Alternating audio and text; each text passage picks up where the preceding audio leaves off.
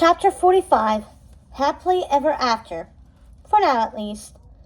It was Sunday afternoon when they returned to school. The practice fields were quiet and empty, and students were taking advantage of their free time to read under the trees or lazily throw frisbees across the lawn. Mal blinked at the sudden brightness and serenity, a stark contrast to the dark mine they'd just left. She was still holding the dragon's egg tightly in her hand. She was about to put it away when she noticed something. At the edge of the purple was just a hint of green. The dragon's egg births a weapon, the most powerful talisman. Mal shuddered and stuffed the egg back in her pocket for now. "Home safe," said Ben. He thanked Mal, Jay, Carlos, and Evie for all their help, but he had to go back and meet with his counselors to update them on everything that happened. "See you in a bit," he said, giving Mal's arm a squeeze. "Not if I see you first," said Mal, returning his smile. Ben headed over to Beast Castle. As they made their way back to the residence halls, it was almost impossible to believe they had been gone for less than a day, and the weekend wasn't even over yet. It felt like they'd been in the catacombs of doom for a lifetime. "Well," said Carlos, "I guess that's it for now." "Not quite," said Mal. "We still need to figure out how we're supposed to get rid of these talismans." Jay nodded. "Tomorrow." "I need a nap," Evie yawned. As they strolled back to the residence halls, they saw Audrey and Chad having a picnic under a tree, while Jordan and Jane lounged on towels nearby. The Oradon kids waved when they saw them, and they stopped to say hello. "Hey, Jay," said Chad.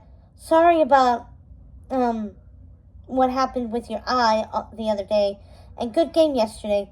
"No worries, man," said Jay.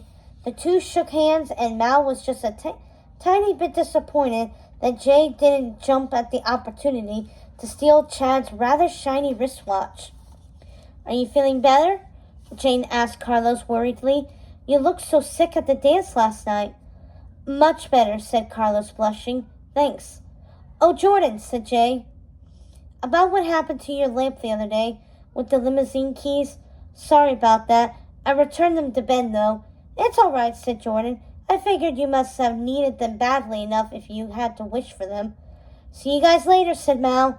Evie looked like she was going to fall asleep standing up, and gave a limp wave with her fingers.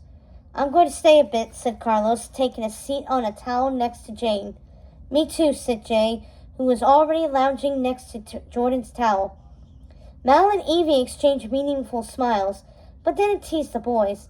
They'd save that for later. When they arrived in their room, both of them collapsed on their beds and slept until the alarm woke them up for school the next morning. Before Mal headed to her classes, she had one more thing to do. She skipped breakfast and went straight to the room at the back of the library. The guards at the door didn't recognize her, and there were a lot more of them this time. "I need to get in there to see my mother," she demanded. "Sorry, King Ben said absolutely no visitors."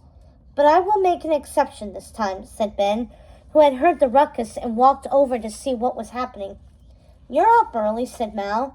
"Tourney practice. Playoffs are next week," said Ben. "What's up? You wanted to see your mom?" "Yeah," said Mal. "Let her through," said Ben. The two of them went inside, and Mal couldn't help running ahead. She skidded to a stop in front of the domed pedestal. Maleficent was missing. The lizard was gone, and there were only 3 people who could have taken her. She gasped. Somehow the villains had gotten past the guards. "What are we going to do?" But Ben didn't look alarmed. Instead, he looked sheepish and a bit embarrassed. "Mal, I have to show you something," he said. He brought up a screen on his phone, which showed a lizard in a similar domed pedestal. "That's a live feed." She looked at it. "But how?" "But that's Maleficent. When I returned from Camelot, I had her moved from the library to the museum, just in case someone tried to do something funny. She'd been there the whole time. She hasn't changed or transformed at all, and she's safe." "But all the guards?" He looked abashed. "They're there for show, but there's nothing to guard. And Mother's still just a lizard." Mal said with a laugh. Just a lizard, Ben smiled. Later that day, Ben asked the 4 villain kids to meet with him to discuss the problem of the talismans. Obviously, we can't have them around, he said. Yes, we have to neutralize them, agreed Mal. But how? Where could they find magic powerful enough to purge the talisman of evil? And she still had to figure out how to hatch her dragon's egg. She'd peeked at it this morning, and it was definitely starting to glow green at the edges. Shall we ask Merlin? Said Carlos. The 3 good fairies? Said Jay. Neverland for sure, said Evie. But Ben surprised them. No, I think the person we're looking for is right here. Fairy godmother, said Mal. Of course! It was her magic that had collected all the villains of the land and trapped them in the Isle of the Lost in the first place. The most powerful sorcerer in Oridon was their chubby-cheeked middle-aged headmistress, who preferred to teach children how to live without magic. But she would know what to do. She'll be back from Cinderella's ball by the end of the week, and we'll consult her then. For now, keep an eye on those things, said Ben. And we still don't know where our parents are, reminded Jay. We saw signs of them in the catacombs, but they still haven't turned up. But Mal had a theory about what they could be, where they could be. Evie, will you do me the honors? She said, motioning toward the magic mirror. You think it'll work this time? Evie asked. Mal nodded encouragingly. Evie held up the magic mirror. Magic mirror, in my hand, show us where the villains stand. The mirror swirled, cloudy and gray, and then there they were, Evil Queen powdering her nose back at her castle. Cruella de Vil pawing through the racks of fur coats for just the right one, and Jafar inspecting a device a goblin had just brought into the shop. But how did they get back there? Asked Evie, who sounded as if she didn't quite believe what she was seeing. Merlin, right? Ben guessed, turning to Mal. They must have been somewhere in the catacombs nearby when he cast the spell. Yeah, I think they were following us out of the tunnels, said Jay, and they must have overheard us talking. They knew we'd find the talismans. Mal nodded. Then Merlin sent everyone back where they belonged, and it must have returned them to the Isle of the Lost. If they'd been down there for so long, I wonder why they never found the talismans, asked Evie. Maybe because they didn't have a map, said Carlos. Yensid said you could be lost down there forever. It is called the Endless Catacombs.